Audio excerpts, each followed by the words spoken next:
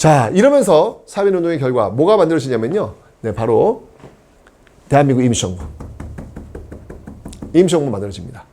일단 각지에서 만들어져요. 연해주에서 대한국민의회가 만들어지고요. 서울에서는 한성정부가 만들어지고요. 상하이, 중국 상하이에서는 임시정부 만들어지는데 결국 통합해요. 통합해서 대한민국 임시정부로 나타나게 됩니다. 1919년 4월 11일. 네, 대한민국의 이름도 탄생했고 임시정부도 이때 출발하게 되는 것이죠. 그리고 통치형도 바뀌어요. 무단통치에서 소위 문화통치로. 중국의 5.4운동에도 영향을 미칩니다. 왜냐면 1919년 5월 4일 그러니까 중국인들도 뭐야? 한국도 저렇게 독립운동 외치고 있는데 우리는 왜 있어? 왜 가만히 있어? 라고 하면서 자기들도 치고 나온 것이죠. 이게 바로 중국의 1919년 5.4운동. 이게 5.4운동에도 영향을 미치게 된 것이죠. 자, 바로 이 3.1운동의 영향에 대한민국 임시정부가 출범하게 됩니다. 자, 여러분 대한민국 임시정부는 1919년부터 1945년까지 좀 보셔야 되는데 자, 크게 이게 두 시기로 나뉩니다. 자, 대한민국 임시정부는 여러분들 어디서 출발한다? 상하이에서 출발합니다. 상하이. 1기가 상하이 시대예요. 근데 2기가 있어요. 2기가 뭐냐면 1기 상하이 시대를 끝내고 이제 충칭 시대로 옮겨가게 됩니다. 1기 상하이 시기, 2기 충칭 시기. 근데 왜 1기 상하이 시대를 끝내고 2기로 넘어갔을까? 그 분기점이 있어요. 분기점. 왜 그랬을까? 이유가 있어요. 이유는 뭐냐면 바로 상하이에서 윤봉길 의사의 훈커우 공원 폭탄 투척 사건. 이게 성공하면서 더 이상 상하이에선 대한민국 임시정부 활동할 수가 없는 거예요. 결국 이동해가지고 최종 정착지 충칭에 머무르게 됩니다. 그래서 1기와 2기로 나눈다는 거 여러분 기억하시면 되겠습니다. 자, 그럼 이제 1기부터 한번 볼게요. 자, 대한민국 임시정부의 역사적 의의입니다. 최초의 삼권분립. 네, 삼권분립이 뭡니까? 입법, 사법, 행정 나뉘어져 있다는 얘기잖아요. 입법부, 법을 만드는 곳, 지금의 국회죠. 그 국회 이름을 뭐라고 했냐면 임시의정원이라고 했습니다. 기억하세요? 임시의정원이라는 단어는 이건 무조건 대한민국 임시정부예요. 임시의정원, 무조건 대한민국 임시정부입니다.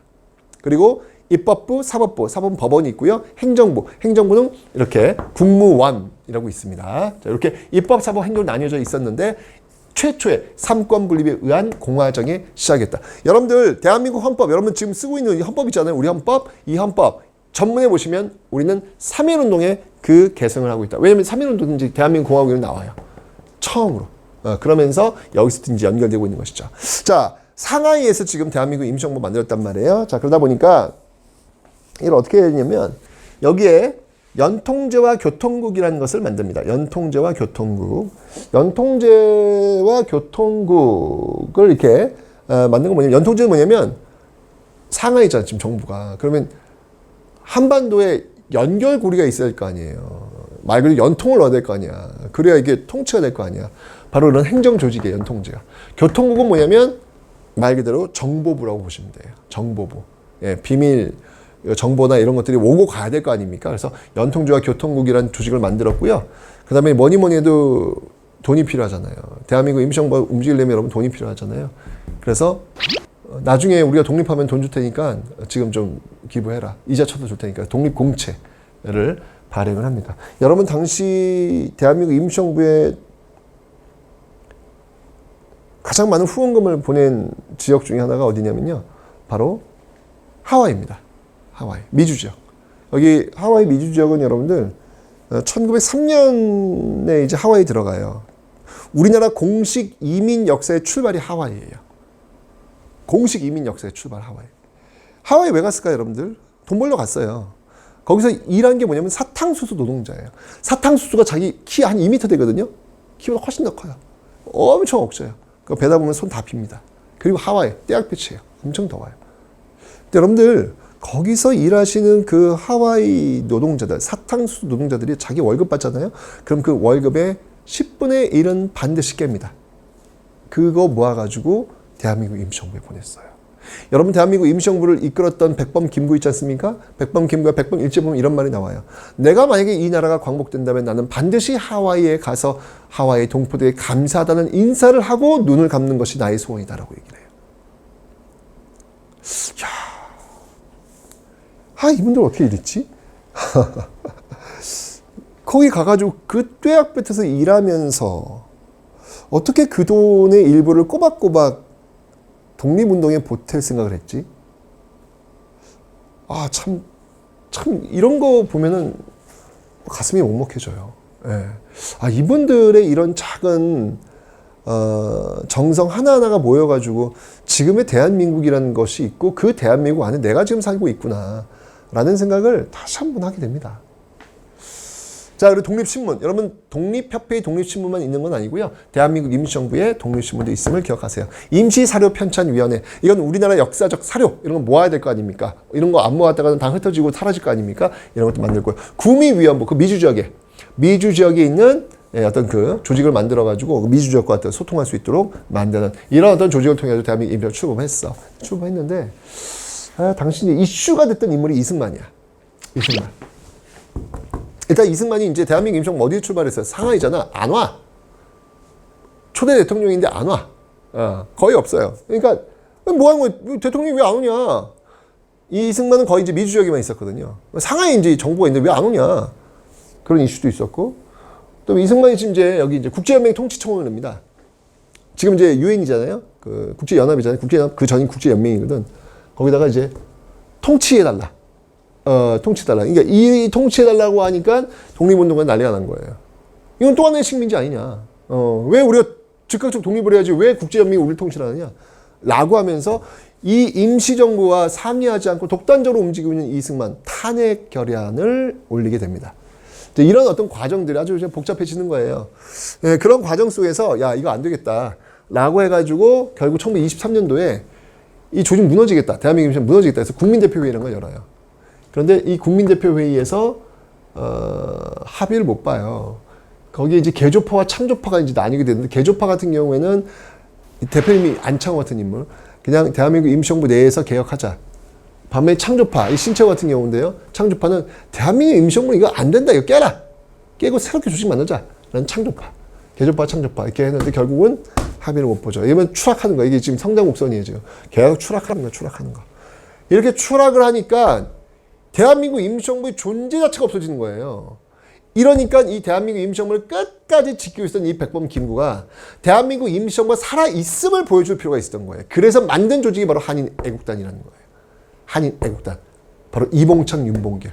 이봉창은 도쿄에다 폭탄 던졌고요. 윤봉길은 상하이 홍커구원에 폭탄 던졌습니까? 이걸 던지면서 우리 대한민국 임시정부가 살아있음을 보여주려고 했다라는 것이죠. 결국 윤봉길의 그 상하이 홍커공원 폭탄 투척이 성공되면서 결국 상하이에서는 더 이상 버틸 수가 없었죠. 이동하는 거예요. 당시 그 중국 정부와 함께 이동을 해서 충칭까지 머무르게 됐는데 충칭에 가서 만든 조직이 이제 여당. 지금도 왜 정부 여당이 있지 않습니까? 그런 것처럼 이제 여당을 만든 한국 독립당 그리고 군대를 만들어 한국 광복군. 한국 독립당과 한국 광복군을 만들고 있더라. 그리고 그 다음에 이제 40년대가 되면요, 이제 일제가 제가 얘기했잖아요. 38년도에 국가 총동원법을 만드는 나라야. 이제 이거는 발악을 하고 있는 거예요. 질게 뻔한 거예요. 지금 저 중국과 싸우고 지금 미국과 싸울 건데 이런 과정 속에서 이제 보입니다. 일제 패망하겠구나. 그런 과정 속에 이제 준비하는 거예요. 건국강령, 대선전포고. 그 다음에 이제 영국 이제 2차 세계대전 벌어지고 있잖아요. 그래서 영국이 요청을 해요. 왜냐면 지금 일본이 지금 인도 미얀마 전에 들어오니까 일본 포로를 잡았을 거 아니야. 일본 포로를 잡았을 때 그대로 통일이 필요할 거 아니야. 그런 어떤 역할들 조선인들 잘한단 말이죠. 그래서 한국 광복군 그래서 인도 미얀마 전에 투입되고요. 그다음에 45년 된 미국 OSS 부대와 함께 국내 진공 작전을 계획하는 그런 모습들도 보이고 있더라라는 거. 이게 충칭 시대에 있었던 그런 내용들이 되겠습니다. 어쨌건 3.1운동의 결과 바로 이렇게 대한민국 임시정부라는 것들이 만들어졌고 상하이 시대와 충칭 시대로 나누어서 이들은 격렬히 독립을 위해 싸웠다라는 말이 있습니다. 여러분들 혹자는 이런 질문을 하더라고요. 전 정말 깜짝 놀란 질문이었는데 요즘 왜 이런 질문이 나오는지 모르겠어. 선생님, 어차피 우리나라 광복은 우리가 한 거 아니잖아요. 그거는 미국하고 소련에 의해서 된 거잖아요. 맞아요. 네, 맞아요. 그러면서 질문하는 거예요. 아니 그럼 굳이 뭐 이렇게 싸웁니까? 그냥 가만히 있어도 어차피 우리는 독립되는 건데 라는 그 질문을 하죠. 그것도 뭐 그렇게 생각할 수 있을 것 같아요. 근데 여러분들 그런 생각을 하셔야 돼요. 2차 세계대전 과정에서요. 2차 세계대전 과정에서 카이로 회담이라는 국제회의가 열립니다. 카이로, 이집트 카이로에서 회의가 열려요. 그러니까 2차 대전에서 이제 독일과 일본 패망이 거의 눈앞에 다가오고 있으니 이제 그 전후 처리를 어떻게 할 것이냐라고 이제 카이로 회담이 열리는데 카이로 회담 이제 영국하고 중국하고 소련, 영국하고 중국하고 미국이죠. 영국, 중국, 미국 이 나라들이 모여가지고 회의를 하는 거예요. 어떻게 할 거냐. 그래서 합의를 봐요. 합의를 보는데 거기 놀라운 문구가 하나 들어가요. 한국의 독립이 들어가요. 근데 맨 처음에 이 한국의 독립 얘기할 때 영국, 미국은요 손살을 치는 거예요. 어디 있는 나라인지도 몰라요. 어디 있는지도 몰라요. 그런데 거기 한국이 들어가서 전 세계 2차 세계대전 끝나고 나서 전후 질서를 다스리는 그 과정에서 한국이 들어갔어요. 다른 나라 식민지는 들어가지도 않아요. 오로지 한국밖에 안 들어가요. 왠지 아세요, 여러분들? 영국, 중국, 미국 수뇌부가 모였잖아요. 그때 중국 장개석. 장개석이 강력하게 한국의 독립을 얘기하는 거예요. 그럼 중국 장개석은 왜 강력하게 한국의 독립을 얘기했을까? 윤봉길의 상하이 hunko공원 폭탄 투척이 성공되는 걸 보고 장개석이 감동을 먹어요. 야, 이거 뭐야? 이때 그런 얘기 하잖아요. 중국 100만 대군이 하지 못한 일을 조선인 한 명이 해냈다. 극찬을 하게 됩니다. 바로 이 윤봉길의 상하이 hunko공원 폭탄 투척을 계기로 해서 중국 정부는요, 전폭적으로 대한민국 임시정부를 밀어주게 됩니다.